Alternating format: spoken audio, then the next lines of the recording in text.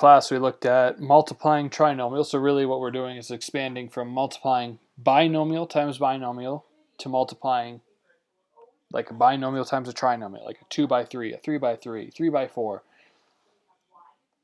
So we've learned a couple techniques. So if we had a binomial times a binomial, we have FOIL and the box as our techniques to help us organize our distributive property. Once we get past just having binomials, only the box is a technique that we're able to use for anything past that. So a 2 by 3, a 3 by 3, 3 by 4, whatever, so on and so forth. After a 2 by 2, FOIL no longer works. So what that ends up looking like is this. I have a binomial and a trinomial. We're going to make a 2 by 3 box to help us organize the distributive property. That's all this box is. The box isn't anything new. It's not a different mathematical like property or anything like that. All of it's doing is helping us organize the distributive property.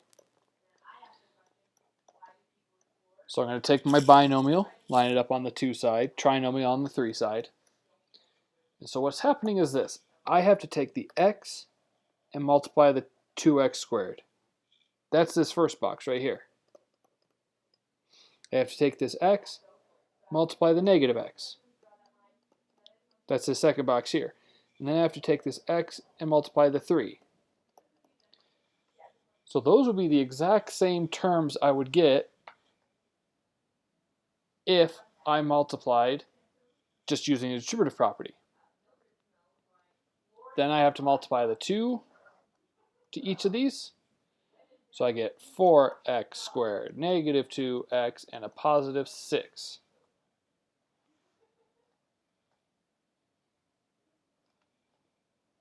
By doing it here in the box, it helps our like terms be lined up. I'm going to take those terms out of the box. So I have the 2x cubed, that's the largest power. Combine my x squareds, then combine my x's, and then combine my numbers. And that is our polynomial expression after we've multiplied these two polynomials. So the box just keeps this organized. If we had used the distributive property, it would have said 2x cubed minus x squared plus 3x plus 4x squared minus 2x plus 6. Then I would have gone through and saw that the x squareds can combine, the x's can combine, leading us to this. All the box did was keep it organized. So let's try another one. Our binomial is on the right hand side, doesn't change anything. One other thing to mention, you could also make your box vertical. So you can do like a 3 by 2 box. It's all the same, doesn't matter. So I'm going to put 2x, negative 1, negative x squared, 3x, and the negative 10. I don't want to insert an equation. There we go. 2x, negative x squared gives us negative 2x cubed. Negative 1, negative x squared gives us x squared. 2x times 3x is 3x squared. 3x and negative 1 is negative 3x. 2x and negative 1 is negative 2. And negative 1 is, oh, it's supposed to be a 10. Huh. I was like, that's weird. Where's the other one? Negative 10. So this changes this to 20x. This one changes it to just a 10. All right. Combine our like terms. Negative 2x cubed. Our x squareds become 7x squared. Our x's become negative 23x plus 10. The process continues if we have a trinomial times a trinomial. All we're going to do is make a 3 by 3 box.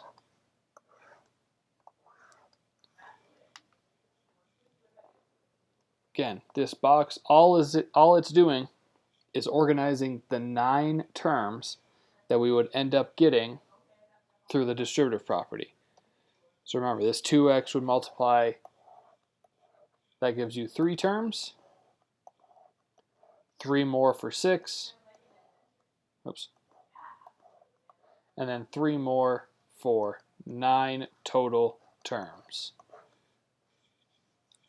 Box keeps it organized. So I have the 2x squared, the negative 3x, and I have the 8, the 5x squared, the 2x, and the negative 10. Now we're just going to multiply. 5 times negative 2, negative 10, x to the 4th. 5 times negative 3, negative 15, x to the 3rd. 5 times 8 is 40, x squared. Negative 2 and 2 gives us negative 4, x cubed. 2 and negative 3 gives us negative 6, x squared. 2 and 8 gives us 16x. Negative 2 and negative 10 gives us 20x squared. Negative 3 and negative 10 is negative, oh nope, it's positive 30. And then 8 and negative 10 gives us negative 80. So there's all 9 terms. And the box keeps all of those like terms on these diagonals. So we're going to combine terms and take them out of the box. We have negative 10x to the 4th, negative 19x to the 3rd, positive 54x squared, positive 46x minus 80. There is our simplified polynomial. One other thing that we covered today in class were our special cases, things that happen from time to time with these polynomials that we want to talk about. First one, what happens if we have this, a binomial that's being squared, a plus b quantity squared? Our first thought might think that it just becomes a squared plus b squared.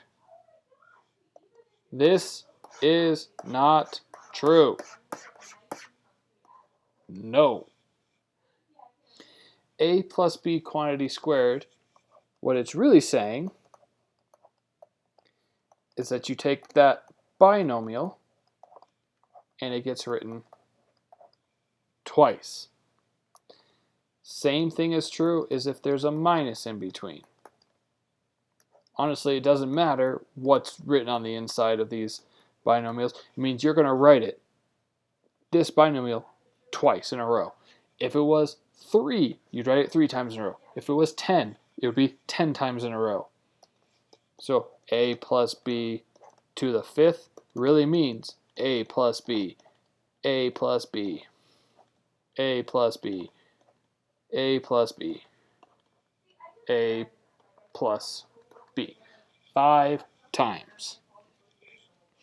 Then once it's written like this, it's just 2 binomials.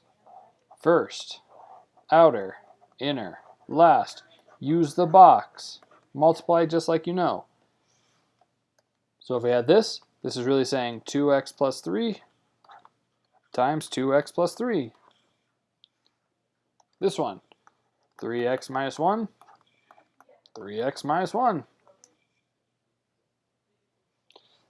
But the most important special case that we're going to use pretty much for the rest of quadratics and the rest of your mathematical lives, the one you want to commit to memory, is what happens if we multiply 2 binomials, or one's a plus and one's a minus, but everything else is exactly the same. We have x, we have a 3, x and a 3. Using our technique FOIL, x times x, x squared. X and negative 3, negative 3x. 3 and x, positive 3x. 3 and negative 3 is negative 9. These middle terms are always going to cross out, and it leaves us this polynomial. This is known as the difference of squares,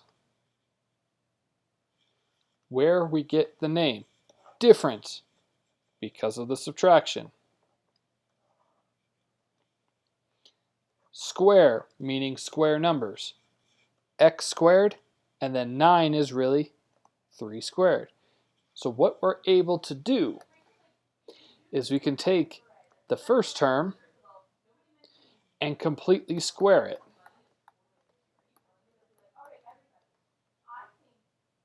We take the last term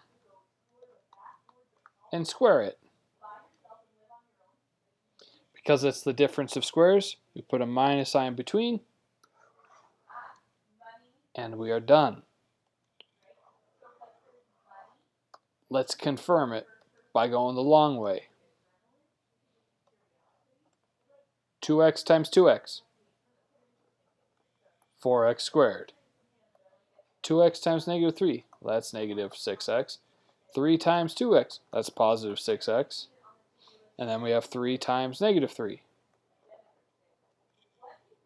The two middle terms cancel each other out, and that's why we're left with just the first term and the last term squared.